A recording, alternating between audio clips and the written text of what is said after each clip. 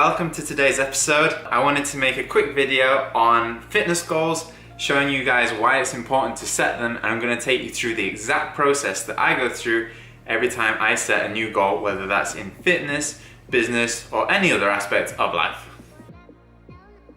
Now, at Athletes Insight, we typically work one-to-one with people, helping them to establish their goals and really get a sense of what they're trying to achieve. So often I will see people doing fitness routines or getting into the habit of exercising, but they don't really make a lot of progress, and often that's because they don't have a specific goal in mind of what they're trying to work towards.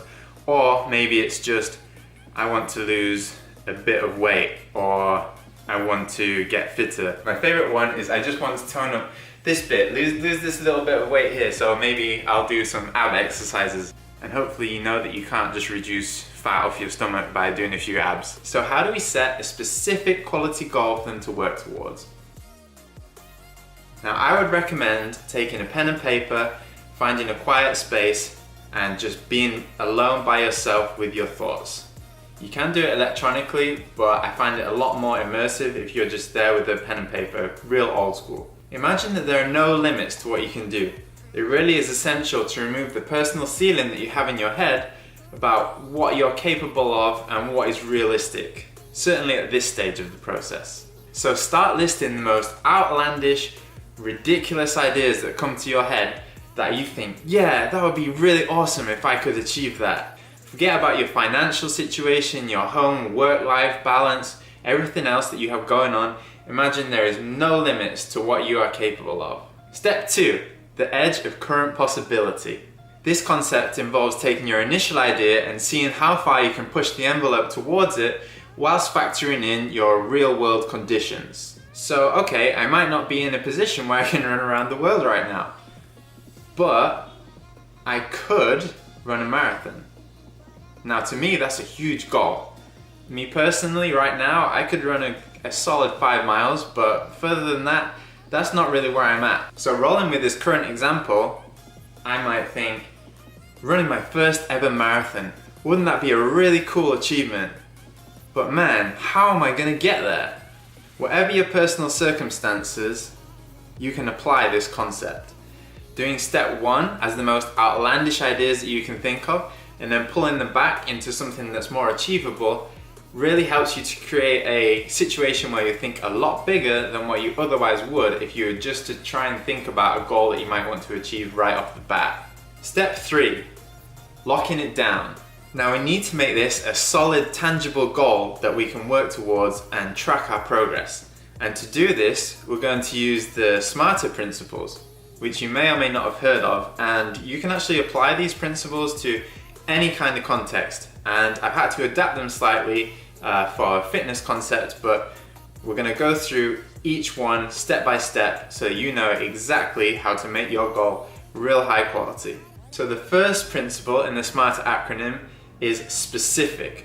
We need to make sure that our goal is really specific and there's no ambiguity about it whatsoever. The second principle is measurable. We need to make sure that our goal is clearly defined and how we can monitor it. And how are we going to assess whether we have achieved it or not? The third principle is attainable.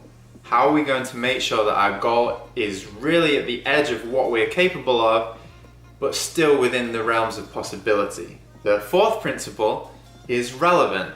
Is the goal relevant to me and what I want to achieve on a bigger scale? So does it fit in with my overall goals of being a more athletic, longer distance runner in this example? And obviously the answer would be yes. The fifth principle is time bound. Is there an end date for this goal, and what does the timeline look like? The fifth principle is ecology and empowerment. So applying this to our fitness goals, ecology basically means, does it fit within the overall picture of my life? Is it something that I'm ready to fully commit to, or is it something that I'm going to be like, nah, it's just not going to work with the other aspects of my life? And empowerment is about expanding your self-concept and your self-perceptions to allow yourself to believe that you're capable of achieving this goal. If your self-perception is not expanded so that you believe that you can achieve it, then you're probably not going to, and you're going to give up on it pretty quickly. The final principle is recorded.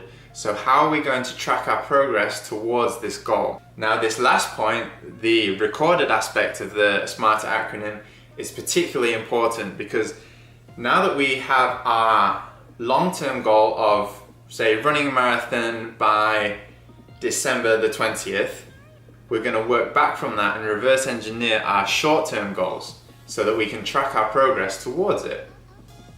Continuing with the marathon running example, that would be potentially running a 5K by the 10th of February, running a 10K by the 10th of May, running a half marathon by the 20th of August, and then finally running a marathon on the 20th of December. Now, for some people, having set deadlines for each milestone works really well because they want to stay on track and make sure they're bang on in terms of measuring their progress. Now, for other people, having specific dates to hit these different milestones really doesn't work in their favor. Let's say the 10th of May comes around and I haven't done my 10K. I might find that quite demoralizing and it might cause me to fall off track. So it really is personal preference on this, whether you like to set specific deadlines for your short-term goals or not. Whatever your personal choice, these short-term goals really help to set a pathway towards your larger goal. The idea of me running a marathon when I currently run 5 miles seems quite overwhelming and I wouldn't really know where to start. So I can think, how am I going to run 26.2 miles? I can only run 5. But if I break it down and work backwards into these smaller, tangible and achievable goals, then I can see exactly how my progress would get me from my current 5 mile to my full marathon by December. So, to recap, step 1, remove the ceiling and set yourself huge goals. Step 2, use the edge of possibility to refine your goal and push the envelope in terms of what you consider possible. Step 3, lock it down using the SMARTer principles. And step 4, use short-term goals to set out your pathway towards your larger overall goal. Thank you for watching the video. As a quick bonus, if you do need help setting your goals, please do get in touch. If you go to athletesinsight.com, there's a mentoring section. If you just drop me a message on there, then I will get back to you and I'll help you figure out what it is that you want to work towards. But I'll be using exactly this process that I've just described to you right now. Thank you for making it this far. I hope you found it useful. If you did, please like, share and subscribe. If you have any comments about something that you'd like me to cover, please drop them in the comments box below and I'll see you again next time.